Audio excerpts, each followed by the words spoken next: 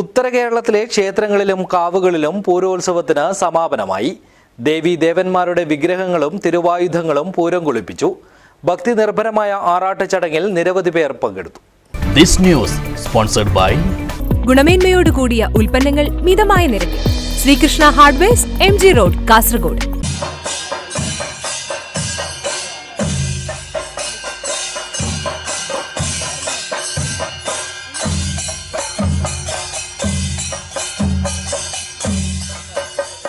ദേശാധിപതിമാരായ ദേവീദേവന്മാർ പൂരം കുളിച്ച് മാടം കയറുന്നതോടെയാണ് വടക്കൻ കേരളത്തിലെ പൂരോത്സവത്തിന് സമാപനമാകുന്നത്. വാദ്യഘോഷങ്ങളും പരിവാരങ്ങളുമായാണ് ദേവനെയും തിരുവായുധങ്ങളെയും ആറാട്ടിന് ആനയിക്കുന്നത്. പൂരം കുളിക്കാനായി പോകുന്ന ദേവനെ വഴിനീളെ ഭക്തർ തൊഴുകൈകളുമായി കാത്തിരിക്കും.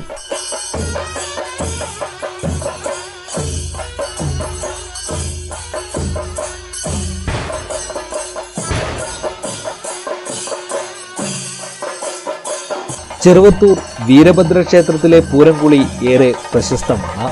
2 ആറാട്ടുകളും കളിയാട്ടവും ഉൾപ്പെടെ 1 മാസത്തിലേറെ നീണ്ടു നിൽക്കുന്ന വിപുലമായ പൂരോത്സവമാണ് ഇവിടെ നടക്കാറുള്ളത്.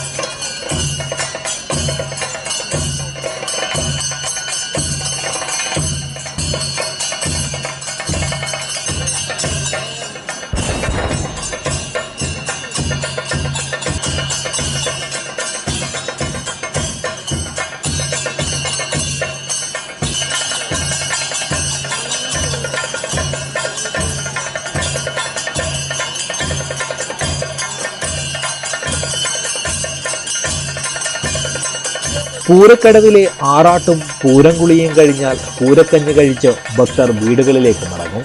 പൂവിട്ട് പൂജിച്ച കാമനെ വൈകുന്നേരം യാത്രയാക്കുന്നതോടെയാണ് വീടുകളിലും തറവാടുകളിലും പൂരോത്സവത്തിന് സമാപനമാകുന്നത്. News bureau, Cheruvathur.